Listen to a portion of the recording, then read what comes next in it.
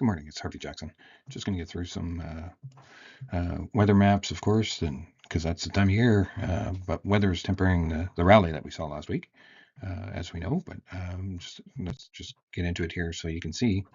Um, your corn conditions have worsened by 4 points, so you got a 4 point decrease there because prior week was at 67. Soybeans decreased by 3 points.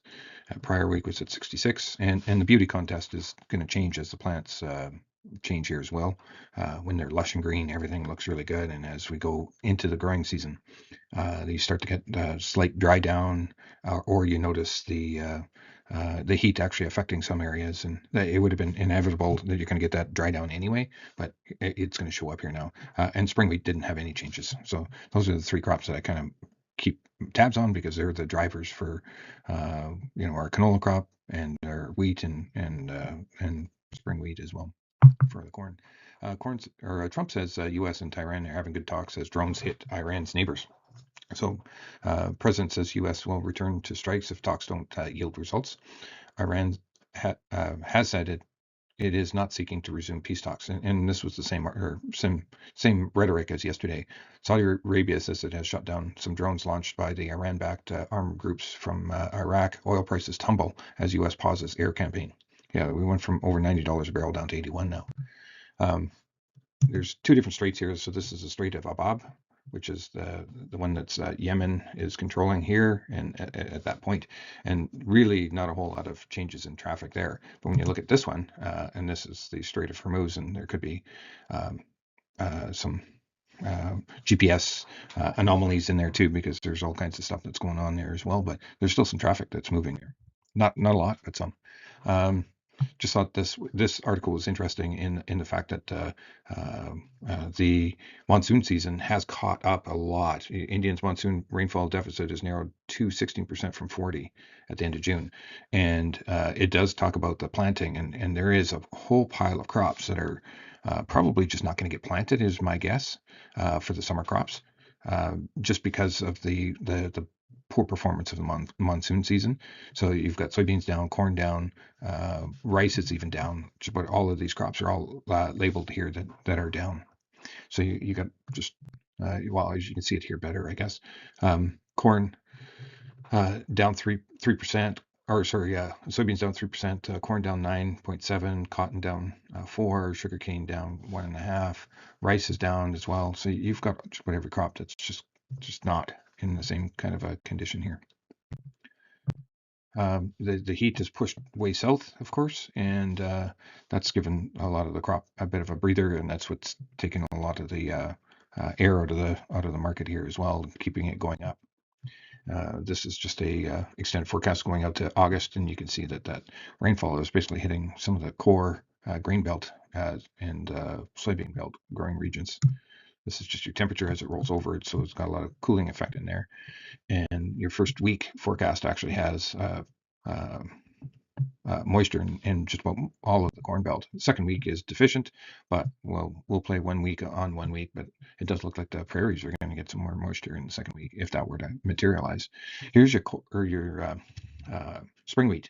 So you can see North Dakota, which grows like 55% of all the wheat. Spring wheat is basically not 100% blanketed, but it looks like they're going to get the moisture. So the spring wheat is actually going to be in good condition. Second week, looks like we are going to get that moisture. So market was down pretty hard yesterday and down again today. So canola currently trading at 782, down 830. Soybean oil is down another 73 points at 70 cents. Palm oil is basically unchanged. Crude oil down another $1.44 at 81.17. Brent is down as well, and your diesel is just slightly up at 403. Soybeans down another 6.25 at 12.07. Spring wheat down 8.5 cents at 6.97. Hard red winter is down 3.25 at 7.25. Chicago is down at 6.53. Corn is at 4.52, and the Canadian dollar is just slightly up. So just a quick look at it here. You can see that we got down to the 50% retracement on November canola, not quite at the 61.8, where you can see the possibility it can hold, but you'll see that the others in the seed complex are not all acting the same here. So your European rapeseed is right at the 61.8 and at a longer term moving average 100-day, and stop there at the moment, but we'll say it's only at the moment. Soybean oil futures at the traded through the 61, or right at 61.8 there. Same thing with the soybean futures as well, but it did it in 2 days. That's a big comparison. It took 3 days or more on the canola. Here's your crude oil. It's just dumping here and looking for some support here, but I want it to go right down to the basement here. It would be the best, but I don't see it getting down there real quick, as that war is not over by any means, and traffic is not 100% resumed in the Strait of Hormuz. Your diesel fuel futures made all-time high just 4 trading sessions ago, and here we are trying to hold on to, and the diesel fuel is the one that's the problem. That's what moves countries, is that fuel, not just the gasoline as well. The Canadian dollar looks like we're in this downward trend rate at the moment. We'll have to see if it'll keep moving in that direction. Hope not, but that just means our economy is poor compared to the U.S., that's for sure. Spring wheat pulled back, not quite at the 61.8. And you look at Kansas, and it's hardly moved at all in the comparison.